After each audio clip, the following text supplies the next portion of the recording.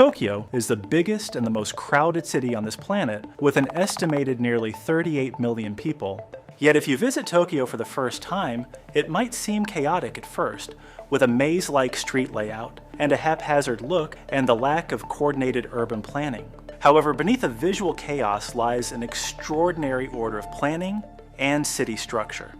Tokyo is the most complex metropolitan system that functions like a clockwork machine.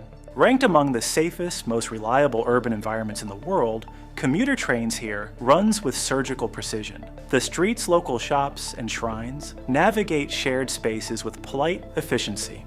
If you compare Tokyo with other big populated cities like Jakarta or New Delhi, they are nowhere close to attaining this level of city structure. So how does a city with the most overcrowded population achieve such harmonious complexity?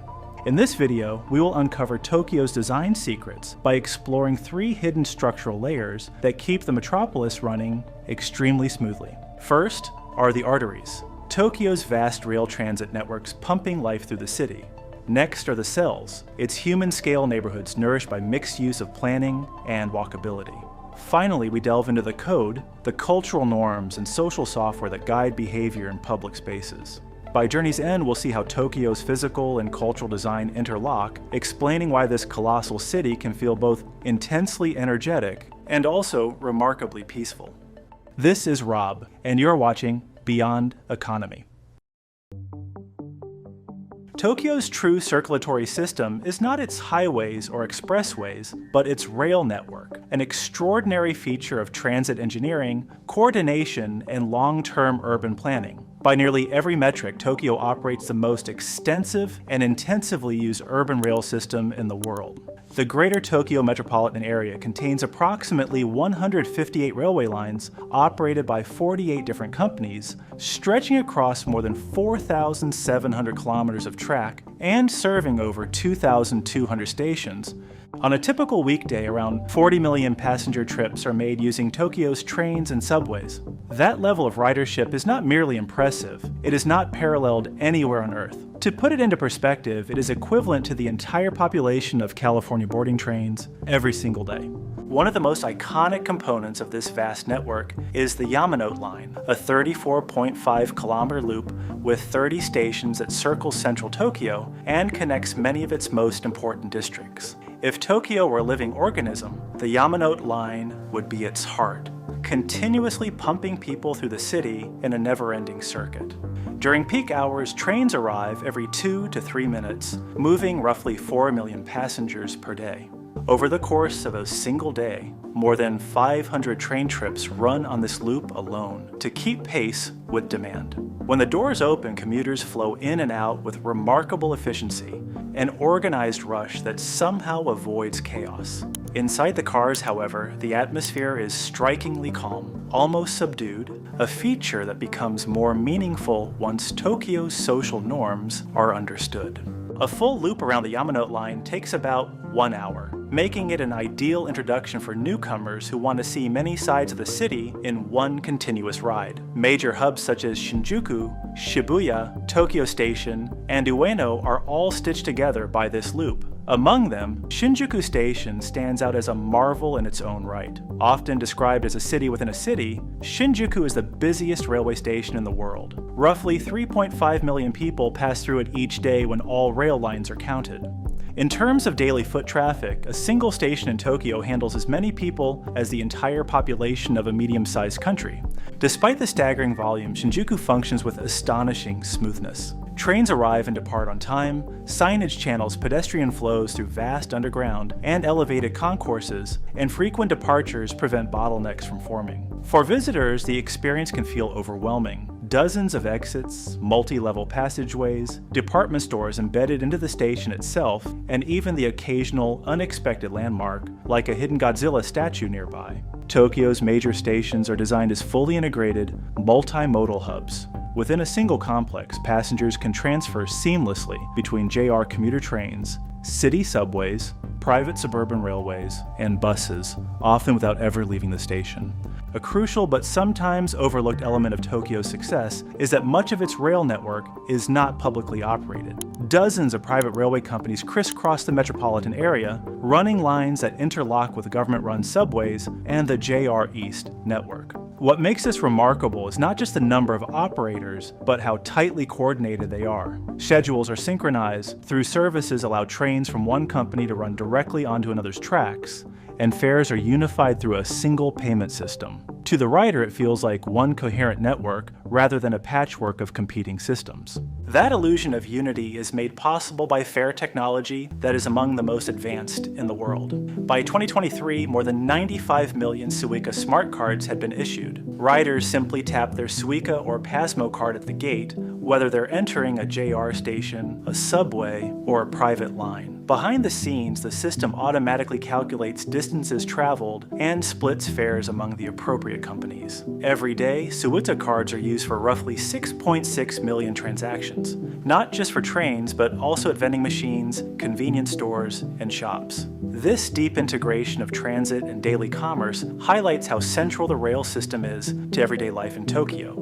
Tokyo's private railway companies deserve special recognition because they didn't merely respond to the city's growth, they actively shaped it. As early as the beginning of the 20th century, companies like Tokyo Corporation pioneered what we now call transit-oriented development long before the term existed. Rather than treating railways solely as transportation infrastructure, they viewed them as engines of urban growth. These companies extended lines into undeveloped areas and simultaneously built housing, shopping streets, schools, and entertainment venues around the stations. A notable example is Jiyugaoka, whose name means Freedom Hill. Tokyo built a rail line from Shibuya to this area in the 1920s and developed the surrounding land into an attractive suburb with pedestrian shopping streets, parks, and well-designed housing. The strategy was simple but powerful.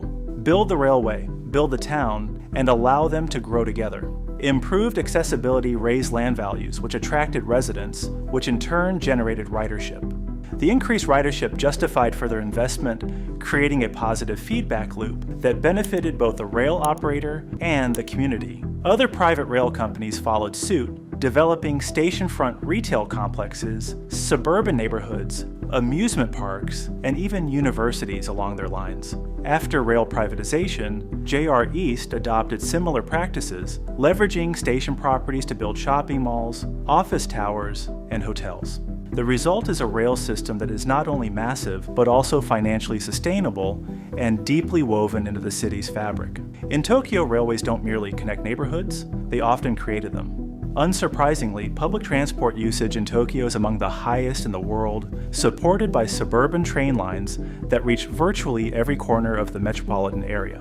Equally important is reliability. Japanese trains are famous for their punctuality. Delays are so rare that operators have issued public apologies for departures that were seconds early. While amusing, these stories reveal a deeper culture of precision and accountability. This level of punctuality is achieved through meticulous timetabling, intelligent track design, rapid turnarounds, and rigorous staff training. But it is also reinforced by social behavior. Station staff and passengers alike cooperate to keep everything running smoothly. Thanks to this rail-first approach, private cars play a secondary role in Tokyo's daily life. Although expressways exist and many people do drive, most daily trips are made by train, on foot, or by bicycle. With an average of one commuter rail station every 4 square kilometers of developed land, nearly everyone lives within walking distance of a station. If the rail network forms Tokyo's arteries, then its neighborhoods function as its cells, the human-scale environments where daily life unfolds. Step out of almost any station and you enter what feels like a self-contained micro-city. Within a short walk, you'll often find grocery stores, schools, clinics, parks, shrines, restaurants, and homes all interwoven. This pedestrian-friendly 15-minute city pattern did not emerge by accident. It is the result of permissive zoning laws, mixed-use development, and centuries of incremental growth. Unlike many Western cities that enforce rigid separation between residential, commercial, and industrial areas, Japanese zoning is intentionally flexible. national law defines just 12 broad zoning categories, most of which allow a wide range of uses as long as they meet basic nuisance standards. Even in low-density residential zones, small shops and offices are permitted. Apartments are allowed nearly everywhere, and there are no zones reserved exclusively for single-family homes. This approach ensures diversity, affordability, and constant activity within neighborhoods. The effect on the streetscape is striking. A typical Tokyo neighborhood might feature a 2-story house next to a small apartment building, with a bakery on the corner and a clinic upstairs. Narrow streets calm traffic naturally, creating shared spaces where pedestrians feel safe. Daily necessities are always close by. Tokyo alone has thousands of convenience stores, making it rare to be more than a few minutes walk from food or essentials. This density eliminates the need for driving and makes walking not just possible, but pleasant. Children's independence illustrates how well this environment functions. In Tokyo, it is common and expected for young children to walk or take trains to school alone. The city's safety, walkability, and community vigilance make this possible. Residents collectively look out for one another, reinforcing trust. This same social fabric contributes to Tokyo's exceptional cleanliness and low crime rates. People carry their trash until they find a bin, lost items are routinely returned, and neighborhood police boxes provide an approachable local presence. Ultimately, Tokyo's success cannot be explained by infrastructure alone. The city's greatest achievement lies in its social design, the unwritten rules that guide behavior. Courtesy, consideration, and a shared commitment to not inconveniencing others allow millions of people to coexist peacefully in tight spaces. Rush hour trains are crowded, yet quiet. Streets are orderly without being authoritarian. This cultural software complements the physical hardware of rails and streets. Tokyo demonstrates that density does not have to mean chaos, and efficiency does not have to sacrifice humanity. By aligning transit, land use, and social norms, the city has created an urban system that is both incredibly efficient and deeply livable. A rare balance that cities around the world continue to study, admire, and struggle to replicate. Let me know your thought in the comments, and make sure to subscribe for our next interesting video coming soon. This is Rob, and you're watching Beyond Economy.